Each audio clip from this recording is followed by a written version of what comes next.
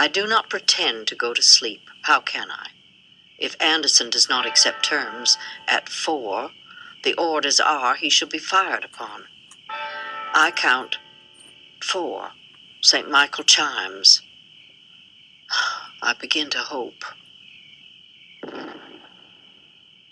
The heavy booming of a cannon, I sprang out of bed, and on my knees prostrate, I prayed as I have never prayed before. The Civil War began at 4:30 a.m. on the 12th of April, 1861. General Pierre-Gustave Toutant Beauregard ordered his Confederate gunners to open fire on Fort Sumter, at that hour only a dark shape out in Charleston Harbor. Confederate Commander Beauregard was a gunner, so skilled as an artillery student at West Point that his instructor kept him on as an assistant for another year. That instructor was Major Robert Anderson, Union commander inside Fort Sumter.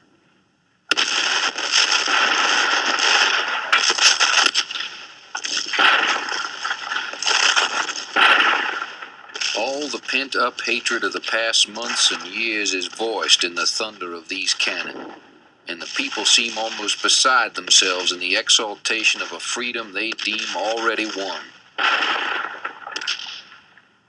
The signal to fire the first shot was given by a civilian, Edmund Ruffin, a Virginia farmer and editor, who had preached secession for 20 years. Of course, he said, I was delighted to perform the service.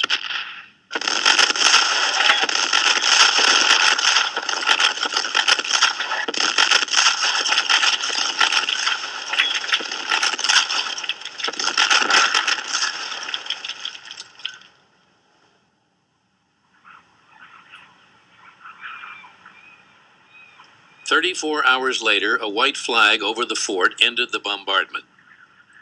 The only casualty had been a Confederate horse. It was a bloodless opening to the bloodiest war in American history.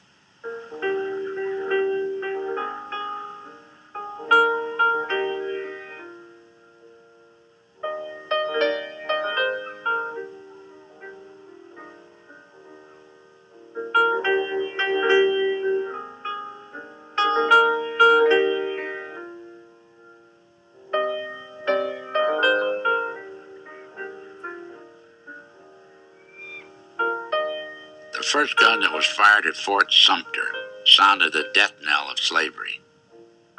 They who fired it were the greatest practical abolitionists this nation has produced. April 13th.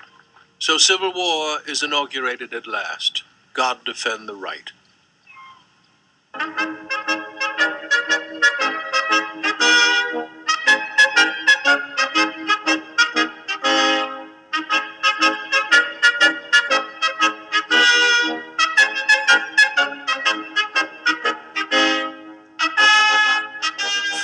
April, Montgomery Daily Advertiser. The intelligence that Fort Sumter has surrendered to the Confederate forces yesterday sent a thrill of joy to the heart of every true friend of the South. The face of every Southern man was brighter, his step lighter, and his bearing prouder than it had been before. In Boston, jubilant volunteers marched past Faneuil Hall, eager to avenge Fort Sumter. In Baltimore, anti-Lincoln men rampaged through the streets. In Richmond, a mob marched on the State House, tore down the Stars and Stripes, and raised the Stars and Bars. There was no longer any doubt that Virginia would secede. And in New York, 100,000 people crowded Union Square, where the Sumter flag now flew. Walt Whitman, sometime poet and journalist for the Brooklyn Standard, was stunned by the news. "All the past we leave behind with Sumter," he said.